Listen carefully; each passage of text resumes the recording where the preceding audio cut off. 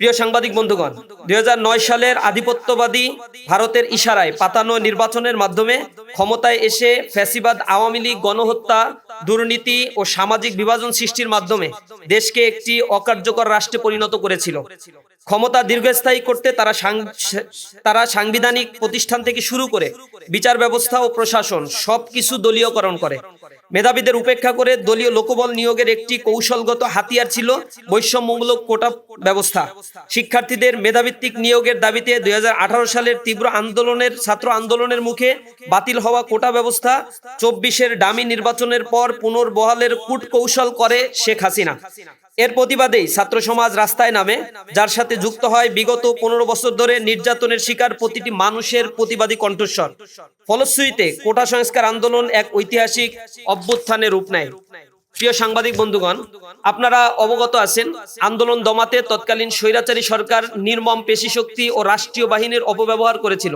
জাতিসংঘের মানবাধিকার কমিশনের রিপোর্ট অনুযায়ী ১ জুলাই থেকে ১৫ আগস্ট পর্যন্ত ১৪০০ জনের বেশি মানুষকে হত্যা করা হয়েছে, যার মধ্যে ১২ থেকে ১৩% ছিল শিশু।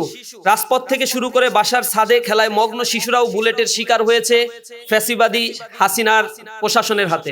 শুধু হত্যা করেই তারা ক্ষান্ত হয়নি, মৃতদেহ পুড়িয়ে ফেলা, লাশ গুম করা, লাশের উপর দিয়ে গাড়ি চালিয়ে দেয়া এবং হাসপাতালে চিকিৎসায় বাধা দেওয়ার মতো বর্বরোচিত আচরণ বিশ্ববাসীকে স্তম্ভিত করেছে। কিন্তু ইতিহাসের নির্মম গণহত্যা চালিয়েও শেষ রক্ষা হয়নি ফ্যাসিস্ট হাসিনার। ৫ আগস্ট হাজারো শহীদের তাজা রক্ত আর পঙ্গুত্ব বরণকারী ভাইদের মহান আত্মত্যাগের বিনিময়ে তাসের ঘরের মতো ভেঙে পড়ে ফ্যাসিবাদের মসনদ, অর্জিত হয় আমাদের ঐতিহাসিক দ্বিতীয় স্বাধীনতা। সম্মানিত উপস্থিতি, দেখতে দেখতে জুলাই অভ্যুত্থানের আজ দ্বিতীয় বর্ষ পূর্তি হতে চলেছে। এর মূল আকাঙ্ক্ষা ছিল রাষ্ট্র ব্যবস্থার আমূল সংস্কারের মাধ্যমে একটি বৈষম্যহীন ও ইনসাফ ভিত্তিক নতুন বাংলাদেশ বিনির্মাণ। কিন্তু অভ্যুত্থানের দ্বিতীয় বর্ষপূর্তিতে এসে আমরা অত্যন্ত ক্ষোভের সাথে লক্ষ্য করছি, দেশ আজ আরো একটি আকাঙ্ক্ষা ভঙ্গের নির্মম বাস্তবতার দিকে ধাবিত হচ্ছে। একটি প্রশ্নবিদ্ধ নির্বাচনের মাধ্যমে ক্ষমতায় এসে সংসদে নিজেদের একক সংখ্যাগরিষ্ঠতার জেরে সংস্কার কমিশনগুলোর সুপারিশ এবং রাজনৈতিক দলগুলোর ঐক্যমত্যের ভিত্তিতে তৈরি হওয়া জুলাই জাতীয় সনদ ও গত ১২ ফেব্রুয়ারি গণভোটে দেওয়া জনগণের স্পষ্ট ম্যান্ডেটকে ক্ষমতার মোহে আজ পুরোপুরি বুড়ো আঙ্গুল দেখানো হচ্ছে। স্বরাষ্ট্রমন্ত্রী সংসদে দাঁড়িয়ে তিনি বলছেন, আমরা যদি এই সনদে স্বাক্ষর না করতাম, গণভোটে রাজি না হতাম, তাহলে নির্বাচন নাকি দেয়া হতো না। জাতির সাথে তারা এই প্রতারণা এবং তামাশা করেছে, যা সংসদে এখন তারা প্রতিদিনই প্রায় স্পষ্ট করছে। প্রশাসনে ফ্যাসিবাদের দোসরদের পুনর্বাসন, অভ্যুত্থানের স্পিরিট বিরোধী নানামুখী সিদ্ধান্ত এবং শহীদের রক্তের সাথে আপোষের এক নীরব চেষ্টা চলছে। একই সাথে বিগত ফ্যাসিবাদের করা গণহত্যার বিচার প্রক্রিয়া থমকে আছে, যা শহীদের আত্মার সাথে চরম অবমাননার শামিল। ক্ষমতায় এসে স্বাধীন বিচার বিভাগ গঠনের লক্ষ্যে জারি করা সুপ্রিম কোর্ট সচিবালয় আদেশ, সুপ্রিম কোর্ট সচিবালয় অধ্যাদেশ এবং বিচারক নিয়োগ অধ্যাদেশ বাতিল করে পুনরায় দলীয়করণের মাধ্যমে দলীয় আজ্ঞাবহ প্রতিষ্ঠানে পরিণত করা হয়েছে। দেশের অর্থনৈতিক প্রতিষ্ঠানগুলো চরম অস্থিরতায় আজ পুরো রাষ্ট্রকে দেউলিয়া করার ঝুঁকিতে ফেলেছে। ব্যাংকিং খাতে খেলাপি ঋণের পরিমাণ যখন আকাশচুম্বী, তখন টিআইবি এর হলফনামা ভিত্তিক রিপোর্টে দেখা গিয়েছে বর্তমান বিএনপির সংসদ সদস্যদের প্রায় 59% প্রার্থী ঋণ খেলাপি।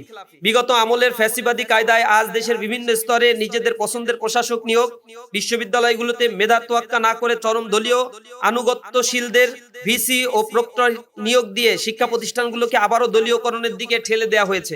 দেশের আইন শৃঙ্খলা পরিস্থিতি আজ পুরোপুরি ভেঙে পড়েছে, সামাজিক নিরাপত্তা বলতে কিছুই নেই। বিশেষ করে দেশের ধর্ষণ ঘটনা আজ এক ভয়াবহ মহামারী আকার ধারণ করেছে। অবুঝ শিশু থেকে শুরু করে বৃদ্ধা কিংবা প্রতিবন্ধী নারী আজ কেউই রেহাই পাচ্ছে না। বিচারহীনতার সংস্কৃতি, অপরাধীদের রাজনৈতিক আশ্রয় দেওয়ার কারণেই আজ এই দানবীয় পরিস্থিতি তৈরি হয়েছে। চাঁদাবাজিকে প্রাতিষ্ঠানিক রূপ দেওয়া হয়েছে। পুলিশ বাহিনীকে সংস্কার করে জনগণের সেবক বানানোর পরিবর্তে আবারও রাজনৈতিক প্রতিপক্ষ দমন ও চরিত্র হননের হাতিয়ার হিসেবে ব্যবহার করার নগ্ন প্রবণতা দৃশ্যমান হয়েছে। প্রিয় সাংবাদিক বন্ধুগণ, বিএনপি সরকারের প্রথম ১০০ দিন টিআইবি এর সাম্প্রতিক প্রতিবেদন, পুলিশ সদর দপ্তরের তথ্য এবং বিভিন্ন গণমাধ্যমে প্রকাশিত প্রতিবেদনে দেশের আইন শৃঙ্খলা পরিস্থিতির একটি উদ্বেগজনক চিত্র ফুটে উঠেছে। সরকার গঠনের প্রথম ১০০ দিনে দেশ জুড়ে রাজনৈতিক সংঘাত, বিশেষ করে ক্ষমতাসীন দল বিএনপির অভ্যন্তরীণ কোন্দল আইন শৃঙ্খলা পরিস্থিতির অবনতিকে আরো প্রকট করেছে। উল্লেখিত প্রতিবেদন ও তথ্য অনুযায়ী সরকার গঠনের প্রথম ১০০ দিনে দেশ জুড়ে ৯১৫টি খুন, 209টি ধর্ষণ, 3496টি নারী ও শিশু নির্যাতন, 196টি অপহরণের ঘটনা ঘটেছে। একই সময়ে 294টি ছিনতাই, 90টি ডাকাতি, 2214টি চুরি এবং মাঠ পর্যায়ে কর্তব্যরত পুলিশের উপর 129টি হামলার ঘটনাও রেকর্ড করা হয়েছে। জননিরাপত্তার এই নাজুক পরিস্থিতি দেশের সামগ্রিক স্থিতিশীলতার জন্য একটি বড় চ্যালেঞ্জ হয়ে দাঁড়িয়েছে।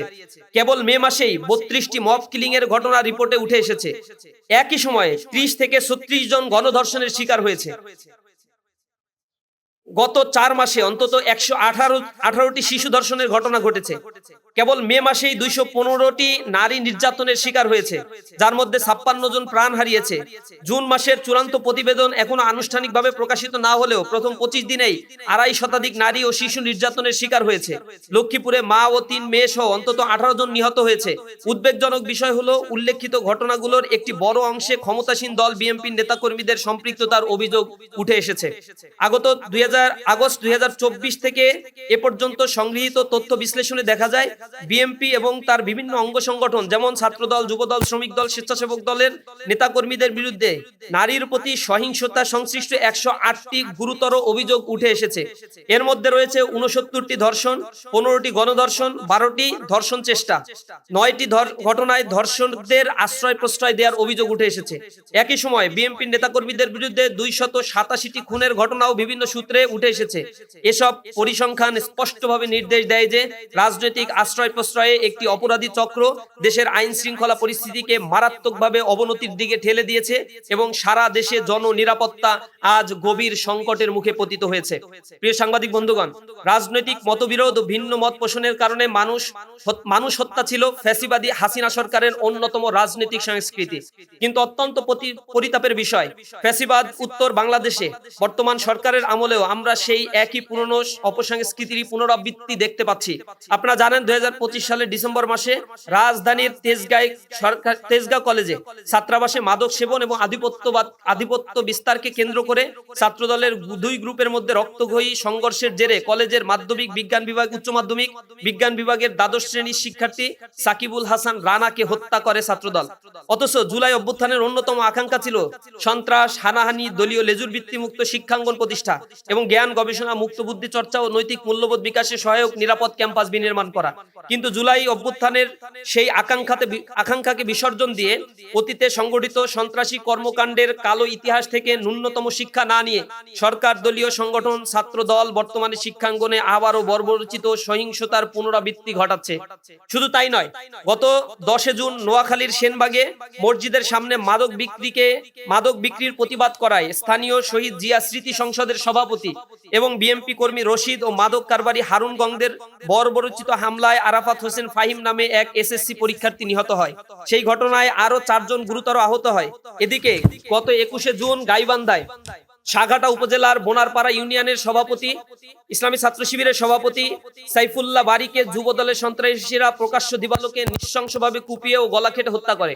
এই ঘটনায় এখন পর্যন্ত 4 জনকে গ্রেফতার করা হলেও মূল আসামি তিনি এখনো ধরাছোঁয়ার বাইরে অবস্থান করছে।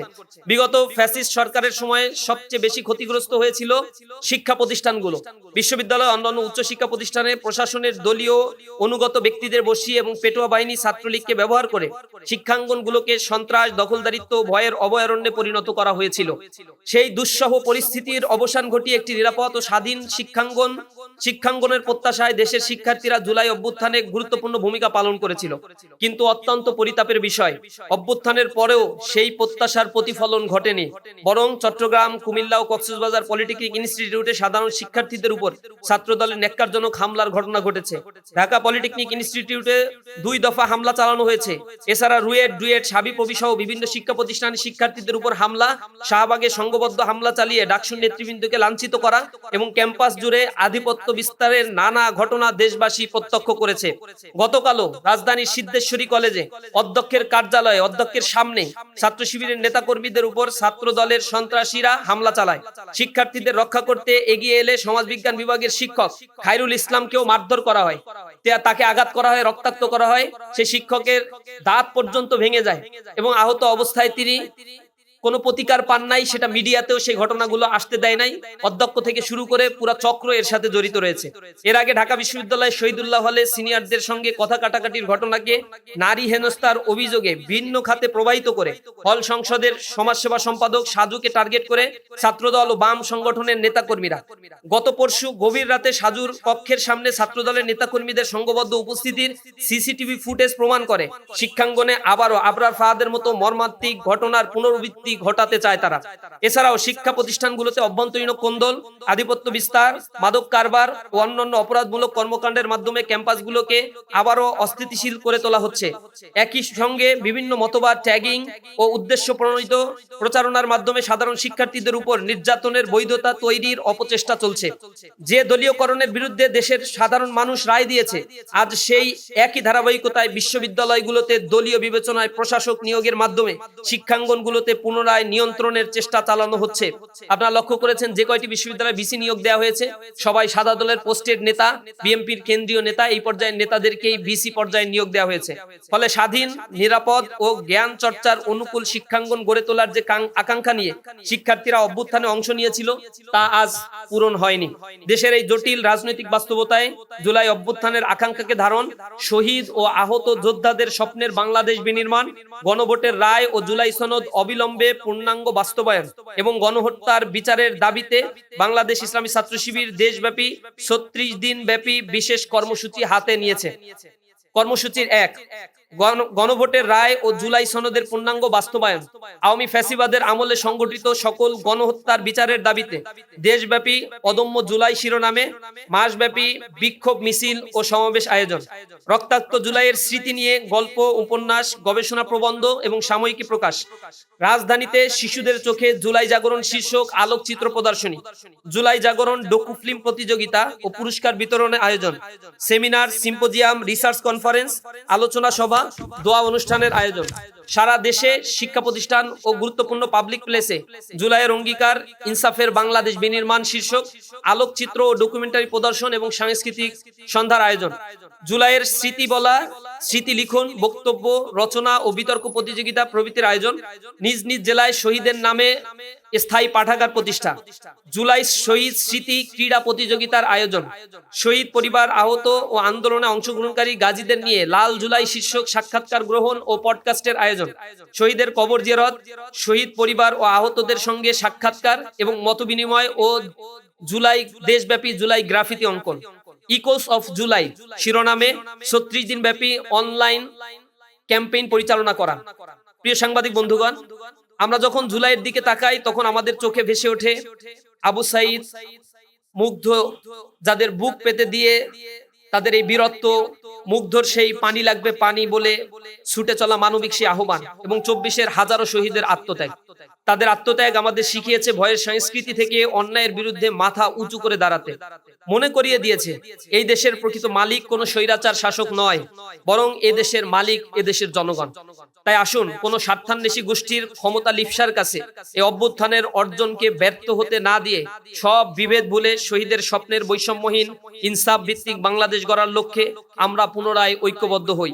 সবশেষে গণহত্যার বিচার, গণভোটের রায় এবং জুলাই সনদের পূর্ণাঙ্গ বাস্তবায়নের দাবি জানিয়ে আগামী ৩৬ দিন ব্যাপী কর্মসূচি সফল করতে ইসলামী ছাত্র শিবিরের জনশক্তি, শুভাকাঙ্ক্ষী ছাত্র সমাজ এবং দেশবাসীর সার্বিক সহযোগিতা কামনা করছি।